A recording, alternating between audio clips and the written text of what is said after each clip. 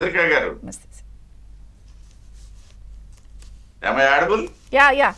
Please continue. Chandrika గారు, మీ తొలి పలుకుల్లో ఏదైతే ప్రస్తుత ముఖ్యమంత్రి ఢిల్లీ పర్యటనకి, గత ముఖ్యమంత్రి ఢిల్లీ పర్యటనకి కొంత కంపేర్ చేస్తూ మాట్లాడినటువంటి సందర్భాన్ని ఇక్కడ there is a lot of difference. ఆ ముఖ్యమంత్రి వెళ్ళడానికి, నేటి మా ముఖ్యమంత్రి వెళ్ళడానికి అది ఎవరికి కళ్ళ నుంచి పోవటం లేదా? ప్రింట్ డేట్ మార్చి పేపర్ ఇవ్వటం అనేది అదొక్కటే కాదు, అది చరిత్ర చరణం. మనం చాలా సందర్భాల్లో 5 సంవత్సరాలు ఎన్నో సందర్భాల్లో మాట్లాడుకున్నాం. పేపర్ ఇచ్చేయడమే తప్పిస్తే ఎందుకు వెళ్ళాడు, ఏం వచ్చాడు అనేది వాళ్ళకి తెలియదు, మనకి. అదొక్కటే కాదు, ఆయన వెళ్ళింది కేవలం ఒక ముఖ్యమంత్రిగా అక్కడ ఉన్నటువంటి కేంద్ర ప్రభుత్వ పెద్దల్ని కలవడానికే. కానీ ఈ రోజు చంద్రబాబు నాయుడు గారు వెళ్తుంది ఏంటనేసి అంటే, అక్కడ కేంద్ర ప్రభుత్వంలో భాగస్వామ్య పక్షంగాను, ఇక్కడ కలిసి పనిచేస్తున్నటువంటి పార్టీలుగాను ఇది ఎడిషనల్ అన్నమాట. ఆయన వెళ్తుంది ఒక్క ముఖ్యమంత్రిగానే కాదు. నేను ఎందుకు చెప్తున్నానంటే, సరే మనం ప్రస్తావించినటువంటి అంశాల మీదకి వెళ్లే ముందు నేను చెప్తా.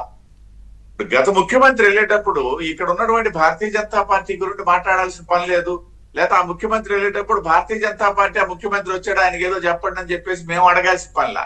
కానీ ఇవాళ అది వేరు. ఇవాళ వెళ్ళినటువంటి ముఖ్యమంత్రి తాలూకా బాధ్యత డిఫరెంట్. వాళ్ళ ఉదాహరణకి మన నామినేటెడ్ పోస్టులు వచ్చాయి. వాటిల్లో మాకు సరే అన్ని పార్టీలకు సంబంధించి వదిలేస్తే, మా వరకు మాకు ఒక చిన్న ఇబ్బంది ఉన్నటువంటి పరిస్థితి అంటే, కేవలం ఒకటే ఇచ్చారే, 20 చైర్మన్లు ఇచ్చి ఒకటే ఇచ్చారన్నటువంటి ఒక అసంతృప్తి మా పార్టీలో ఉంది. దీన్ని మేము చెప్పుకోవడానికి అవకాశం ఉంది, ఇక్కడ ముఖ్యమంత్రికి, అక్కడ ప్రధానమంత్రి, ఇక్కడ కేంద్ర పార్టీ.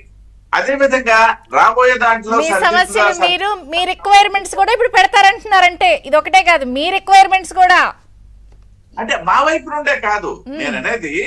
మా వైపు నుండి ఎలాగో పెట్టడానికి అవకాశం ఉంది, గతంలో అవకాశం లేదు, అసలు ఆ సందర్భమే లేదన్న. ఈ మారు మా వైపు నుండి ఉంటది. అదే విధంగా చంద్రబాబు నాయుడు గారు కూడా ఇక్కడ ఉన్నటువంటి పరిస్థితుల నేపథ్యంలో లేదు, ఇది ఫస్ట్ టైమే కాబట్టి ఇప్పుడు వాళ్ళ పార్టీ తెలుగుదేశంకి ఎలాగైతే సర్ది చెప్పారో మాకు కూడా సర్ది చెప్పి కాస్త పెంచుతాము, లేకపోతే మరొకటి అని మాట్లాడే అవకాశం కూడా ఉంటది. ఇది ఒక అంశం. ఇంకొకటి ఏంటంటే, ప్రభుత్వ పరంగా ఇప్పుడు మీరు ఇప్పటికే కొన్ని విజయాలు, ఇప్పుడు మా పుల్లారావు గారు, పెద్దలు రఫీ గారు ఇద్దరు మాట్లాడేటప్పుడు గత పర్యటనలో ఫ్రూట్ఫుల్ గా జరిగినటువంటిది. అంతకుముందు ముఖ్యమంత్రి వెళ్తే వెళ్ళాడు వచ్చాడు అంతవరకే. ఇప్పుడు వెళ్ళిన తర్వాత ఏమొచ్చాయనేది కూడా చెప్పగలిగినటువంటి ధైర్యం మేము చేయగలుగుతున్నాం. కాబట్టి ఖచ్చితంగా ఈ డిఫరెన్స్ అయితే ఉంది. ఒక ముఖ్యమంత్రి, పొలిటికల్ గా మీ రాజకీయ పరిస్థితులు మారడం వల్ల వచ్చిన మార్పు అనేది కూడా పుల్లారావు గారు చెప్పారు ఓపెనింగ్ రిమార్క్స్ లో. డెఫినెట్ గా నేను కూడా యాక్సెప్ట్. ఇప్పుడు పార్టీ అన్నాక ఎప్పుడు కూడా ఒకే పాలసీకి ఉండొచ్చును గాని ఒకే పరిపాలనలో మార్పులు చేసుకోకుండా ఉంటారని చెప్పేసి ఎవరో అనరండి. పుల్లారావు గారు చెప్పింది నేను యాక్సెప్ట్ చేస్తాను. డెఫినెట్ గా ఏ పార్టీ అయినా అదే చేస్తుంది. ఇప్పుడు నేను అదే చెప్తున్నా.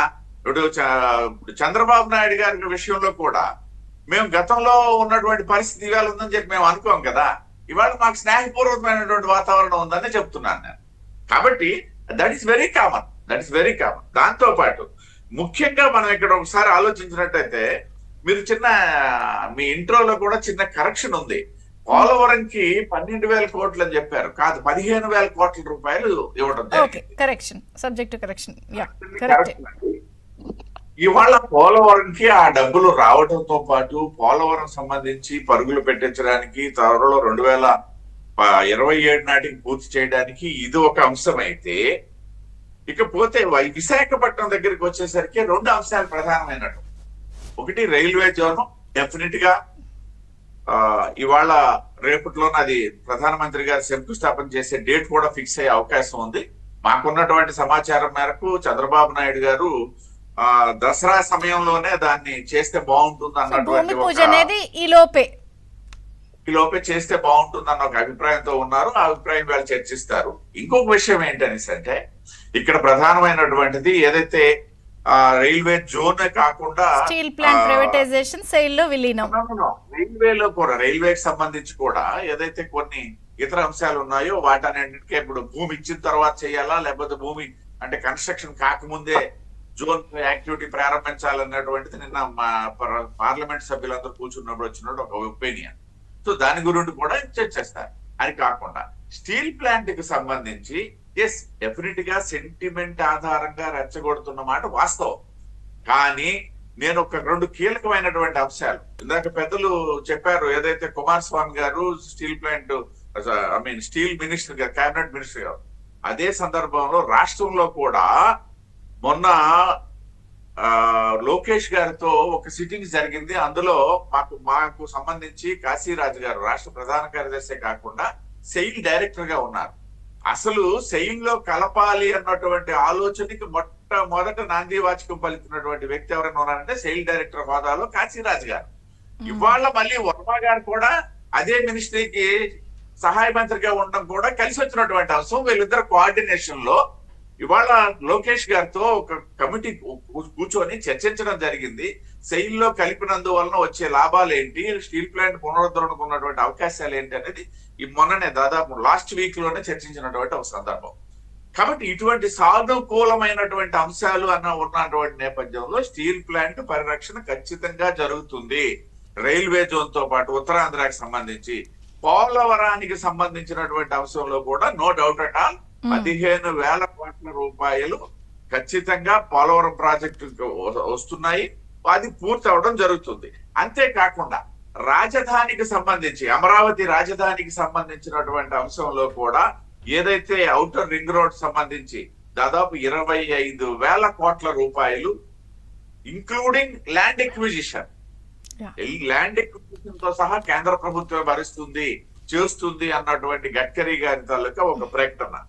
ఇవన్నీ నేపథ్యంలో ముఖ్యమంత్రి గారు వెళ్ళింది కేవలం వీటి కోసమనే. అంటే సాధారణ ప్రజానీకంలో కానీ ఒక మాట చాలా క్లియర్ గా చెప్పారు. వారు అడుగుతారు, మేము కూడా కొన్ని పెడుతున్నాం అంటే ఏ తేరా ఏ మేరా, ఏ తేరా ఏ మేరా అనేది క్లియర్ ఇప్పుడు అక్కడ. అంటే నేను కాదు నేను ఎందుకు దాన్ని చెప్పానంటే మేము భాగస్వామ్యాల పక్షాలుగా ఉన్నప్పుడు అది సహజం.